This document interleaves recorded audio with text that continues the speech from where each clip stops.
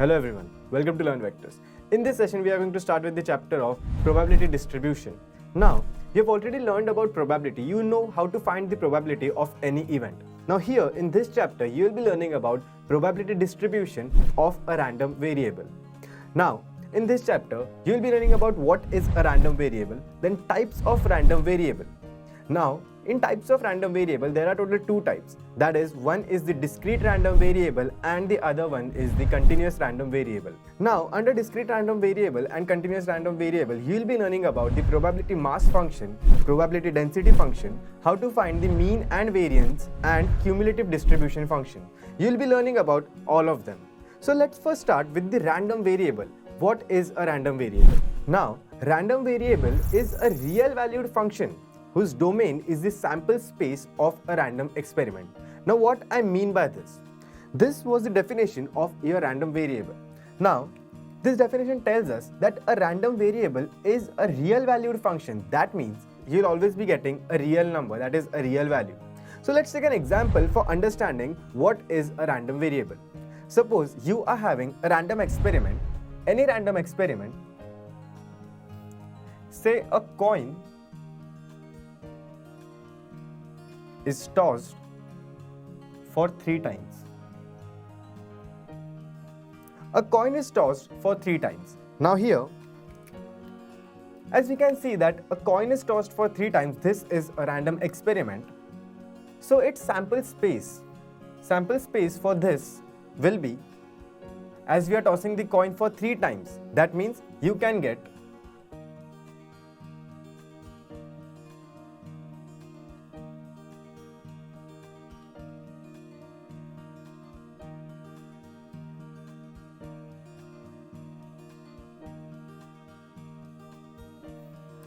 So this will be the sample space for a coin is tossed for 3 times.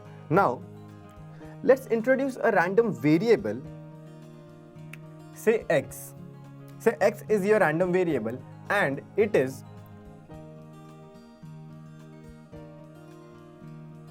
number of heads. That is, your random variable is the number of heads that we are getting. Now, here as you can see that maximum you are getting 3 heads and minimum you are getting 0 heads. That means your random variable is varying from 0 to 3.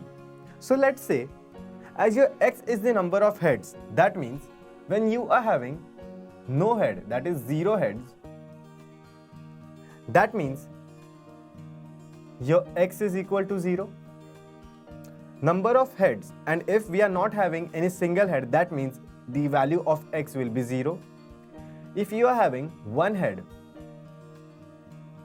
then the value of your x is 1. If you are having 2 heads, your x is equal to 2. And if you are having 3 heads, your x is equal to 3. Now maximum you can have 3 heads because the coin is tossed for 3 times. So your x is varying from 0 to 3. So now as we are talking about the random variable, this x is the random variable. And as we saw in the definition that a random variable is a real valued function, that means here your x is having real values, that means 0, 1, 2, 3, these are all real numbers, that is real value. So this is your random variable. Now let's talk about its probability.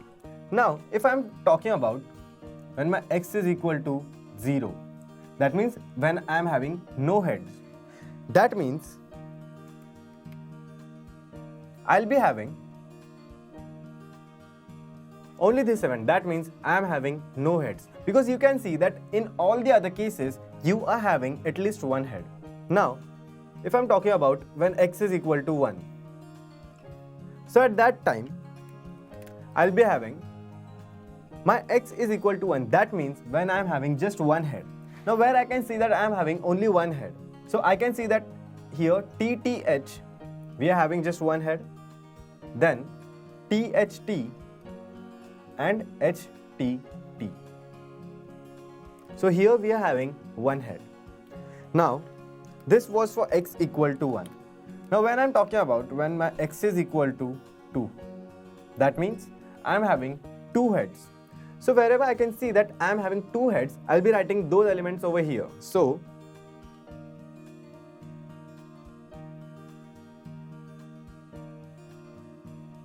So here I can see that I am having 2 heads.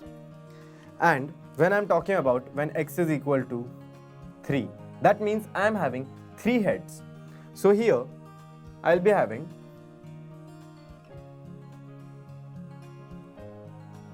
H, because only this is the event where I can see that I am getting 3 heads. Now let's talk about its probability. Now as you can see that in the sample space, total number of elements were 1, 2, 3, 4, 5, 6, 7 and 8. So here total number of elements are 8.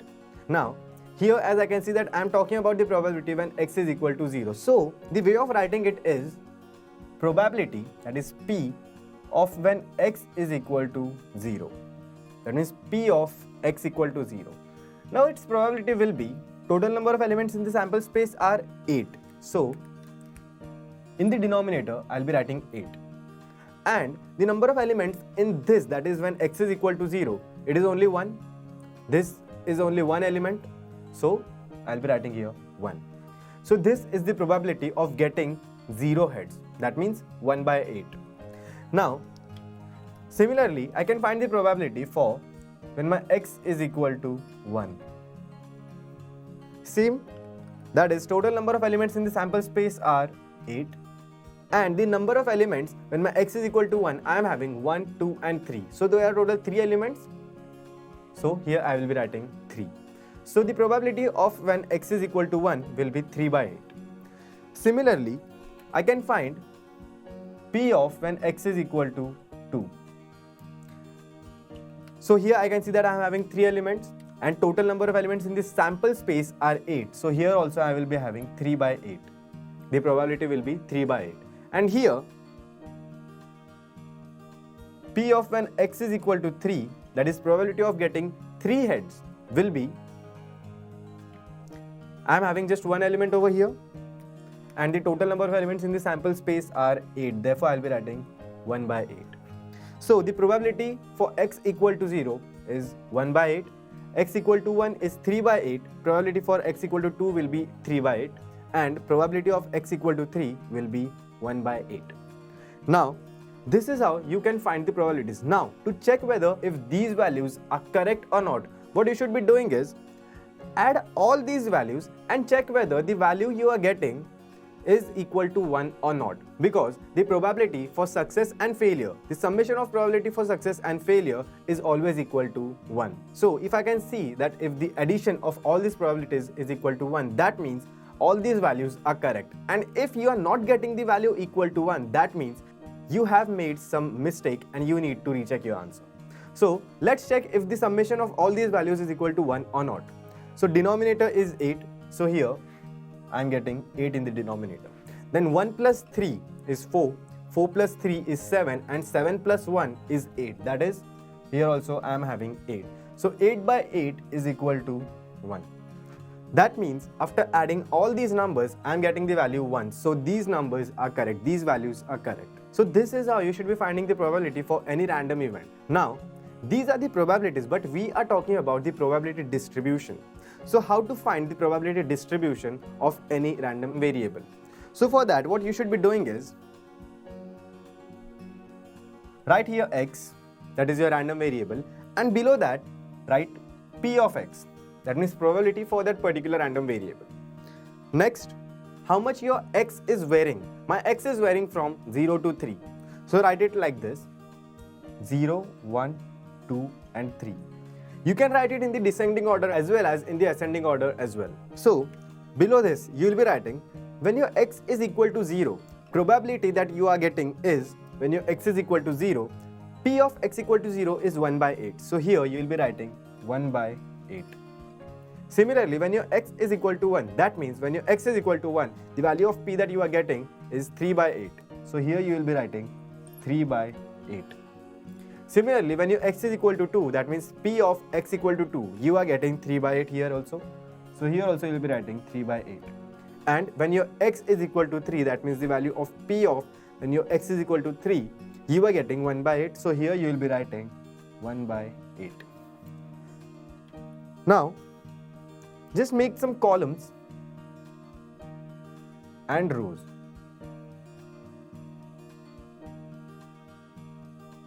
So this is your probability distribution. That's it. It's very easy to make. Just identify the random variable, make the sets of it, find its probability, and just make the probability distribution. So writing the probability distribution is very easy. I hope you have found this easy. So please take a note of it and we'll move ahead. So let's try to understand the concept of your random variable by taking one more example. Now let the random experiment with this itself, that is a coin is tossed for 3 times. But here, the random variable that you are having, that is x. Let x be the difference. Let x be the difference between number of heads and tails. So let x be the difference between number of heads and tails, and your x is your random variable. So let's try to analyze this first. So here I am having heads, tails, and its difference. Now my heads, the number of heads can vary from 0 to 3. That means 0, 1, 2 and 3. My number of heads can vary from 0 to 3.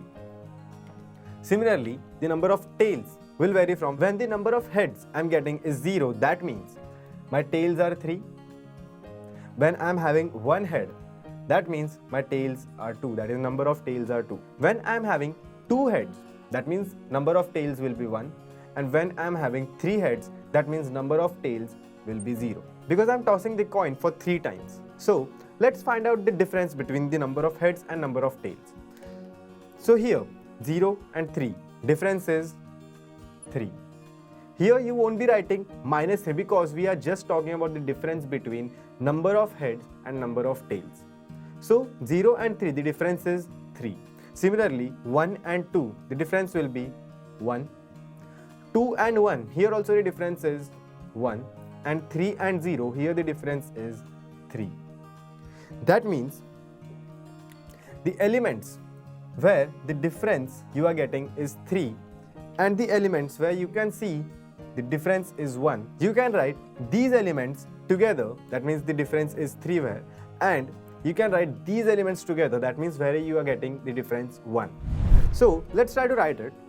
So when I am having x equal to 3, that means when the difference between number of heads and tails is 3. So at that time, I'll be having h, h, h and t, t, t, just these 2 elements. And when my x is equal to 1, that means the difference between number of heads and number of tails is 1. At that time, I'll be having elements from here to here, all of them, excluding h, h, h and t, t, t. So let's write those elements over here. So here I am having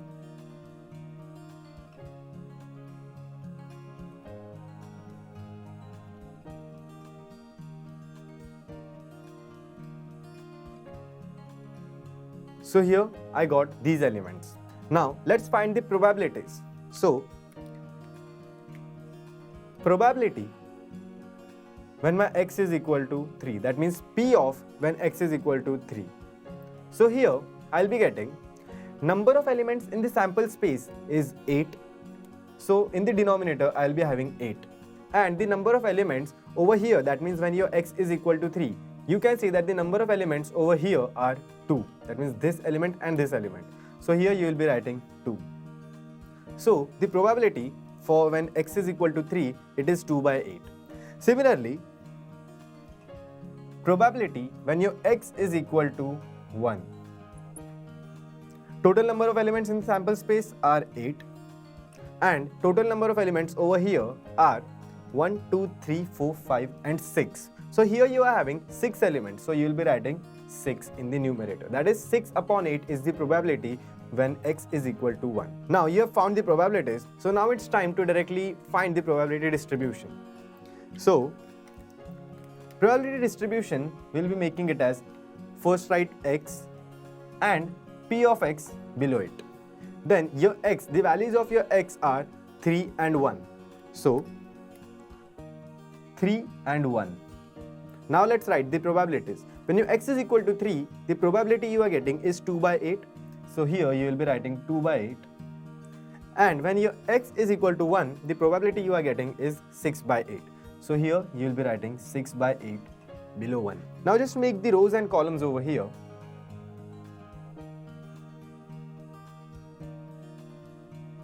That's it. This is the probability distribution when your random variable can be the difference between number of heads and tails. I hope you have understood this sum as well. So please take a note of it and we'll move ahead.